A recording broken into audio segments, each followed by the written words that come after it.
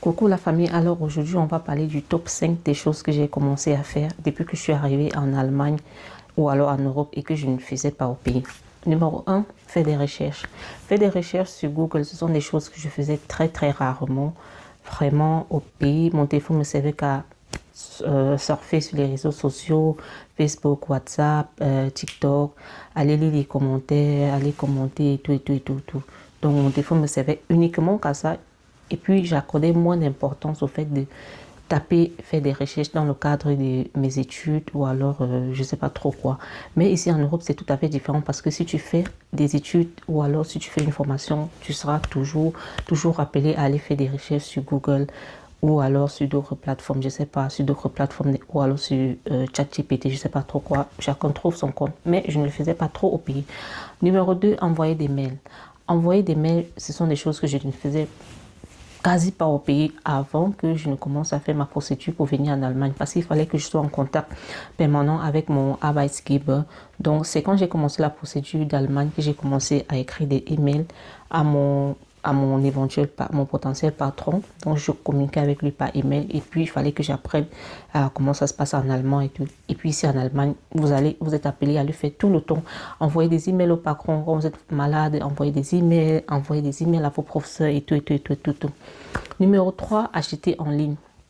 Au pays, j'achetais en ligne. J'ai déjà acheté en ligne des montres, mais je l'avais fait, je l'ai déjà fait, je crois, 2 fois. C'était pas vraiment très récurrent parce que voilà, le service client, il n'est pas toujours fiable. Et puis pour certains vendeurs, il n'y a pas ce service client, ils n'assurent pas le retour des marchandises en fait. Par contre, ici en Europe, vous pouvez acheter un produit et puis si ça ne vous plaît pas, vous le retournez tout simplement et puis vous vous êtes remboursé en fait. Donc c'est un peu ça. Là, c'était le top 3. Maintenant, le top 4 des choses. Les panneaux de signalisation, les feux de la route. C'était quasi impossible pour moi d'observer, de regarder les feux quand je voulais traverser. Si c'est vert, rouge, jaune, non. Moi, j'attendais juste quand la route est libre, paf, et puis j'ai déjà traversé. Et puis ça a toujours été comme ça, regarder à gauche, à droite. Jamais je restais là pour dire non, les feux sont ouverts et tout.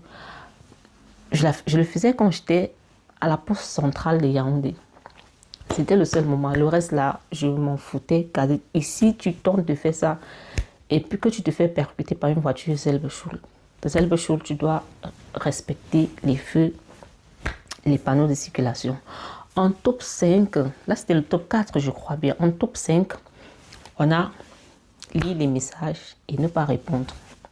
Franchement, depuis que je suis arrivée ici, j'ai commencé à lire les messages et ignorer.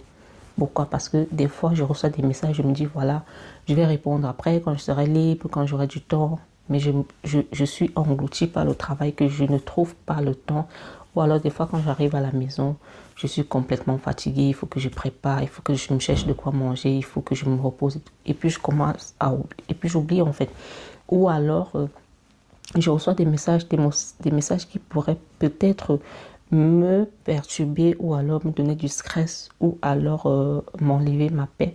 Ce sont des messages que je lis et que j'ignore complètement. Donc c'était ça le top 5 des choses que j'ai commencé à faire depuis que je suis arrivée en Allemagne ou alors que je suis arrivée en Europe et qu'avant au pays je ne faisais pas. À la prochaine.